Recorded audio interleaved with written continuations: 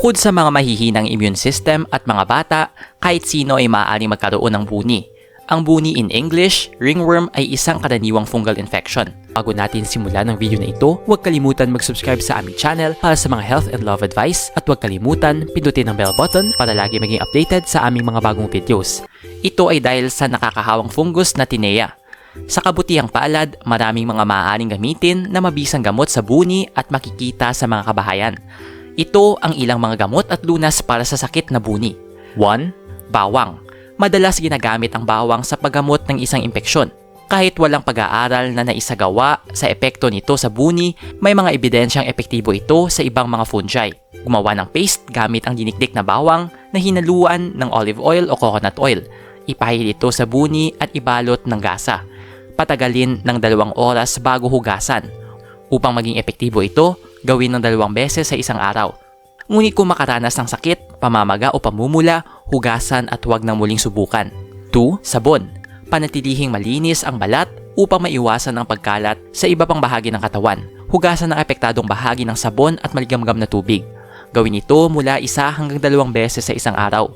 Matapos hugasan, punasan ang apektadong bahagi hanggang siguradong matuyo ito. 3. Apple cider vinegar. Ang apple cider vinegar ay isang sumisikat sa internet bilang remedya sa maraming sakit. Marami na ring halimbawa ang nagpapakitang kaya nitong labanan ang candida at iba pang fungal infection. Magpahid sa buni ng bulak na basa ng apple cider vinegar. Gawin ito 3 beses sa isang araw upang maging epektibo. Ngunit ang apple cider vinegar ay acidic at maaaring makasakit sa balat. Dahil dito, hindi inirekomenda ang paggamit ng purong apple cider vinegar sa mukha. 4. Aloe vera. Ayon sa mga pagsusuri, ang aloe vera ay mayroong 6 na antiseptic agents. Ang mga ito ay mayroong mga bisa na antifungal, antibacterial at antiviral. Maglagay ng gel mula sa halaman ng aloe vera at ilagay sa balat na may buni. Gawin ito ng 3 hanggang 4 na beses sa isang araw. Nakakatulong din ang nakakapagpalamig sa pakiramdam na katangian ng gel na ito. Napapalagay ng lamig na dulot ng aloe vera ang makate at namamagang balat. 5. Coconut oil. Ang coconut oil ay mayroong iba't ibang fatty acid. Ang ilan sa mga ito ay sumisira sa mga cell membrane ng fungal cells. Dahil dito, nagiging mabisa ang coconut oil bilang mabisang gamot sa buni.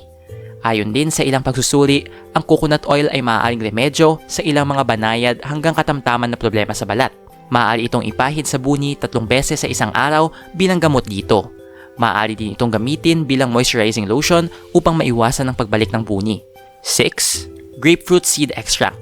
May ilang mga ebidensya ang nagsasabing ang grapefruit seed extract ay nakakapagpagaling ng fungal infection. Para sa buni, maghalo ng 1 patak ng grapefruit seed extract at 1 kutsara ng tubig. Ipahid ito sa apektadong balat 2 beses sa isang araw. 7. Luyang dilaw. Ang luyang dilaw ay maraming anti-inflammatory na katangian.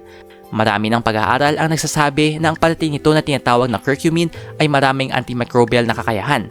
Maaaring inumin ang luyang dilaw bilang tsaa o kaya naman na ihalo sa mga pagkain. Maaari rin ipahid sa apektadong bahagi ang paste na gawa sa hinalong luyang dilaw sa tubig o coconut oil. Hayaan itong matuyo bago punasan. Paalala lamang na ang luyang dilaw ay maaaring mag-iwan ng pagkadilaw sa balat. Ang epektong ito ay kusaling nawawala matapos ang ilang araw. 8. Tea tree oil. Marami na ang mga gumagamit ng tea tree oil bilang remedyo sa mga impeksyon na dulot ng bakterya o fungi. Sa kasalukuyan, kilala ito bilang mabisang lunas sa buni. Maghalo ng 12 patak ng tea tree essential oil at 1 onsa ng cold-pressed carrier oil tulad ng coconut oil. Ipahid ito sa balat 3 beses sa isang araw. Para sa mga hindi sensitibo ang balat, maaaring ipahid ng direkta ang tea tree oil sa buni.